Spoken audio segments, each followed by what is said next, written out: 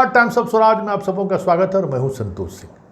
और आज हम टाइम्स ऑफ स्वराज में बात कर रहे हैं कि टीम इंडिया की बैठक हो और ईडी सीबीआई से जुड़ी हुई कोई खबर नहीं आई, कैसे हो सकता है। टीम इंडिया की बैठक हो, कोई नई सुगाफा न छोड़ा जाए तो ये कैसे हो सकता है। टीम इंडिया की बैठक हो और एक अलग तरीके की नैरेटिव सेट करने की कोशिश हो, नहीं हो, ये कैसे संभव है, क्योंकि अभी तक तो यही होता आया है। आज चौथी बैठक है और चौथी बैठक में कुछ भी ना हो, ये कैसे संभव है। पहली बैठक में याद होगा कि जब पटना में बैठक थी तो उससे एक दिन पहले बिहार सरकार के वित्त मंत्री और कद्दावर नेता विजय चौधरी के साले के घर में हुआ, याद हुई होगा। दूसरी बैठक बेंगलुरु में था तो प्रधानमंत्री अपने बैठक करने के लिए बुला लिए, एनडीए की बैठक।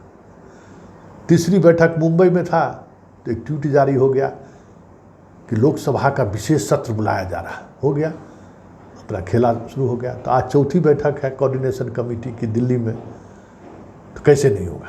तो भाई खबर तो हम लोग भी अंदेशा लगा रहे थे कि कुछ ना कुछ तो होना ही चाहिए, क्योंकि जो ट्रेंड रहा है, और एक होता है ना, हम लोग ट्रेंड पकड़ते हैं कि किसी डीएम एसपी प्रधानमंत्री मुख्यमंत्री का क्या ट्रेंड रहा है।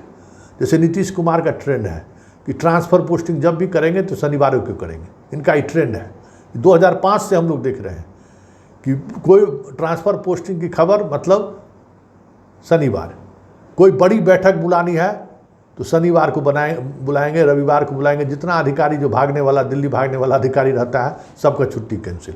तो ये इनका ट्रेंड रहा है। उसी तरीके से मोदी और शाह का ये ट्रेंड रहा है कि हमें अगर कहना घोषित कर दिए हैं कि ये भ्रष्टाचारियों का सम्मेलन है, तो वो हम पब्लिक को दिखाते रहें कि जब जब इसकी बैठक हो तो कुछ न कुछ ऐसा एक्शन किया जाए जिससे लोगों के जहन में हो कर भ्रष्टाचारियों के खिलाफ मोदी जी तो एकदम मास्टर स्ट्रोक मारे जा रहे हैं।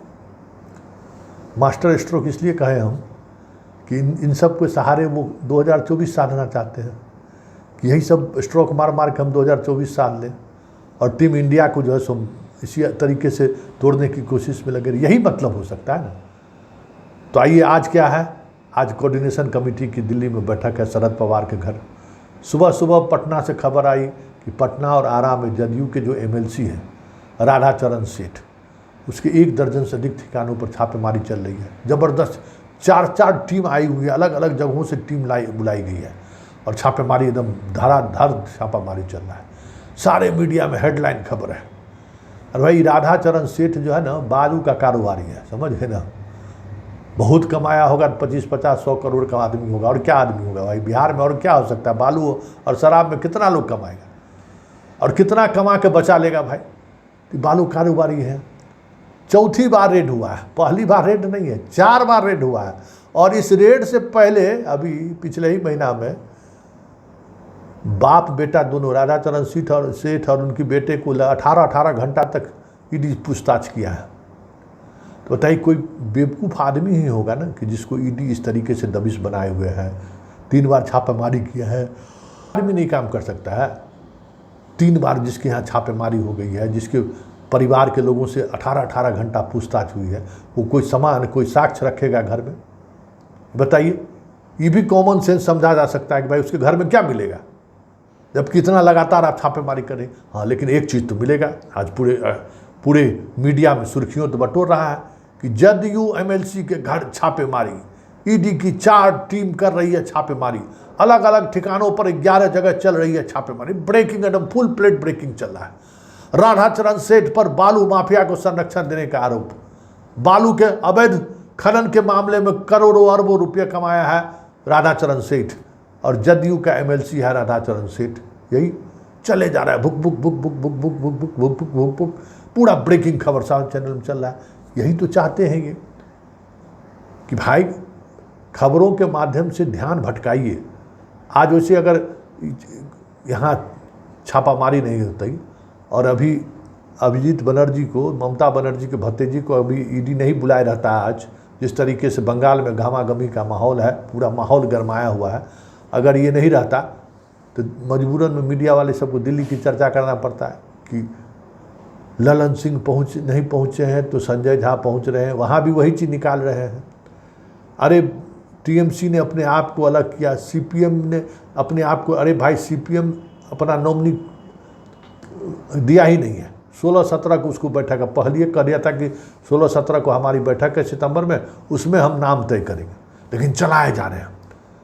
जदयू ने किनारा किया, टीएमसी ने किनारा किया, सीपीएम ने किनारा किया। अरे भाई वो सब तो ऑलरेडी किनारा है ही है। एगो के यहाँ ईडी चल रहा है, एगो को डेंगू है, और दूसरे के यहाँ छापेमारी चली रही है जदयू।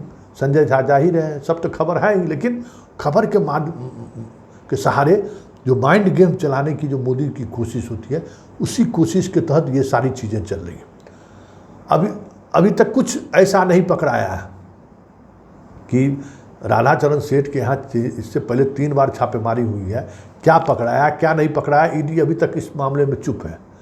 उसके बेटे से भी पूछताछ किए, राधाचरण सेठ से भी पूछताछ किए, कुछ पता नहीं चला है। हाँ, लेकिन जो पता चल रहा है, जो खबर सामने आ रही है, वो खबर ये है कि राधाचरण सेठ के सहारे नीतीश को घेरने की तैयारी चल रही है, या नीतीश पर दबिश बनाने की कोशिश हो रही है, या नीतीश के अधिकारियों पर कोशिश हो रही है। कोशिश यही चल रही है कि नीतीश पर हमला करेंगे, नीतीश के अधिकारियों को पिटे मिलेंगे, नीतीश सिलेंडर बोल देंगे। नीतीश से गठबंधन हो या नहीं हो, लेकिन जो हम चाहते हैं बिहार में वो हो जाए, जो हम चाहते हैं इंडिया गठबंधन के बीच वो हो जाए, क्योंकि वो अब इस स्तर पर खेल करने के लिए उतावलेपन इनके अंदर में है कि भाई अगर तोड़ने की स्थिति नहीं बनी, अगर हम तोड़ नहीं कर पाए, तो ऐसी स्थिति क्रिएट करो कि गठबंधन को लेकर बवाल मच जाए, सीटों को लेकर एक दूसरे में खटाई हो जाए, उसके लिए एक दबाव बनाओ। देख लीजिए ना, सबको इसी तरीके से घेरने की कोशिश हो रही है। तो चल रहा है अभी छापेमारी, तो राधाचरण सेठ के सहारे नीतीश को घेरने की तैयारी कहा जा रहा है। वैसे राधाचरण सेठ के माध्यम से ये भी आप समझिए कि राधाचरण सेठ जदयू के चुनावी मैनेजमेंट में भूमिका रही है, इनकी का इस्तेमाल राधाचरण सेठ के माध्यम से पार्टी करती है। पार्टी का अघोषित कोषाध्यक्ष वो जरूर है।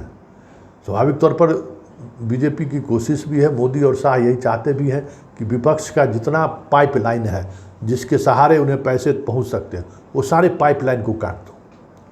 तो राधाचरण सेठ पर लगातार दबिश की वजह ही यही है कि चौथी बार रेड हुआ है, और रेड के बाद पूछताछ, वजह है कि सिलेंडर बोलो, छोड़ो नीतीश कुमार को, क्यों तबाह हो रहे हो भाई, इधर आ जाओ, वॉशिंग मशीन में साफ कर देंगे।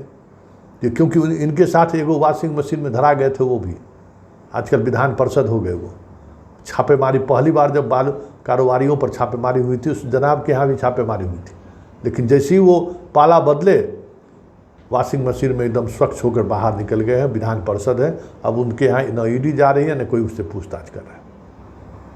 तो ये भी चीज़ है।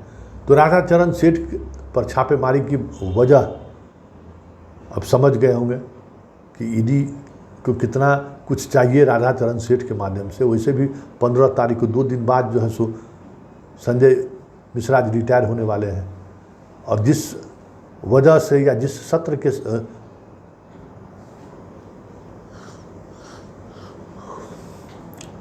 जिस वजह से उनको रोका गया है, वो वजह आप समझ सकते हैं। कहने के लिए तो बहुत सारी बातें हुई हैं। तब देखना ये है कि होगा कि संजय मिश्रा जाते जाते किस तरीके का फाइल वो बनाते हैं, क्योंकि संजय मिश्रा को जो चीफ इन्वेस्टिगेटिंग ऑफिसर बनाने की जो बात हो रही थी, खबर आ रही है कि सीबीआई ने इसका विरोध कर दिया है। तो वहाँ भी सब कुछ अनुकूल आपके हो, ये ज़रूरी थोड़ी है। जैसे ही आप कमज़ोर होइएगा, आपके पीछे भी वो तमाम तत्व लग जाते हैं जो जिनके अनुकूल आप, जिनके मन की इच्छा के विपरीत आप काम करते हैं। तो वहाँ भी सुन रहे हैं कि वो चीज़ें नहीं हो रही है जो पद इनके लिए क्रिएट किया जा रहा था।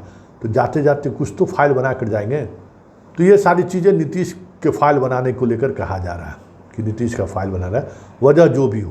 लेकिन एक बात तो ये तय है कि जिस तरीके की राजनीति मोदी और शाह करते आ रहे हैं, अब लोग उस राजनीति को समझने लगे हैं कि आज चौथी बैठक पूर्व से घोषित है, तो कहीं न कहीं कुछ न कुछ किसी न किसी तरीके में होना ही है।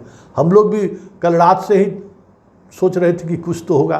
कल लालू यादव बारे में हो ही गया कि गृह मंत्रालय ने अनुमति दे दी। भाई गृह मंत्रालय अनुमति देने से क्या होने वाला है?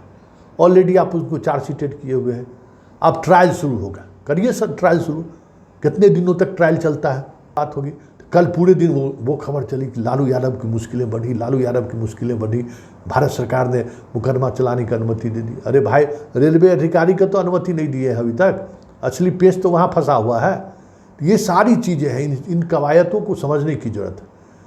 और अब लोग समझ गए हैं कि अब लोग इंतजार करते हैं, हम लोगों से भी फ़ोन करते रहते हैं, संतोष जी दिल्ली में बैठक का कुछ ED-CBI कहीं कुछ कर नहीं रहा है, कोई ट्वीट ऐसा नहीं आया अभी। लोग भी अब मजाक बनाते हैं, लोग भी इस मोदी और शाह की इस शैली को समझने लगे। चलिए, अब इसका जो भी नतीजा हो, लेकिन इतना तय है कि टीम इंडिया के गठन से बीजेपी के अंदर बेचैनी तो है, और बेचैनी किस कदर है वो इस तरीके की छापेमारी से समझा जा सकता है।